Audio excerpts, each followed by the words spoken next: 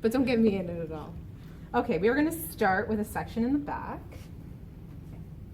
and we are going to clip the rest of the hair away.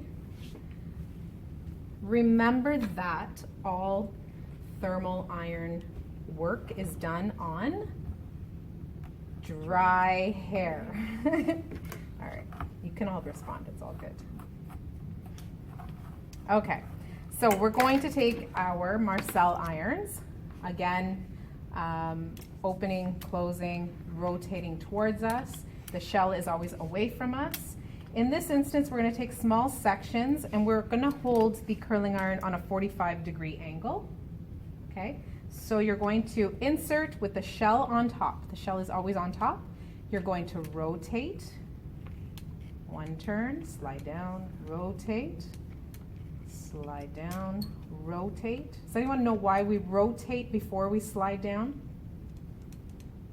The hair that you've wrapped around the rod will help you keep the curling iron closed. If you insert your curling iron right to the ends, it will fall out. It's what you're used to doing with a spring iron. But what I'm doing is I'm clicking the ends in. You notice that? Can you hear it? Click, click. I'm watching the ends go in before I rotate the curling iron all the way up. Okay?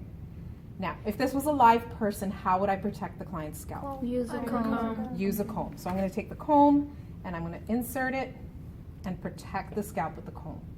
Okay? Now she's not going to tell on me, so I'm going to put that down. And I'm going to just test the temperature to feel how hot the hair is getting. Once it feels hot enough, it's not quite hot enough because I don't think the iron is hot enough, but once it's hot enough, you can unravel and unclick, and you've got yourself a curl that has been curled right to the very ends. Does anyone know what happens if the ends don't get in and they flip in the other direction? What is that called? Fish hook. Fish hook, that's right. Okay, so we want to avoid fish hooks. So again, I'm going to do that again for you. Going to insert the curling iron on a 45-degree angle, do a turn or two before I slide down the hair shaft. I'm going to roll a few rolls, and I'm going to keep my eye on the ends. And I'm going to slowly click the ends in until they disappear. Once they disappear, I'm going to roll, and I just let it loose. Once the ends disappear, you can continue to roll up the hair. So I'm going to click back in. Now you can see that my ends have been curled, but I want to show you how I slowly click in again.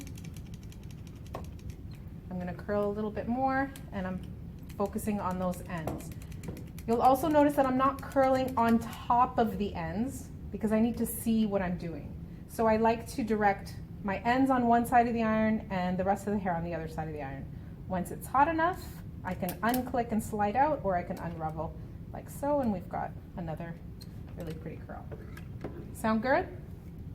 Good? Not good? Yeah? Okay, let's give that a try and we'll get started.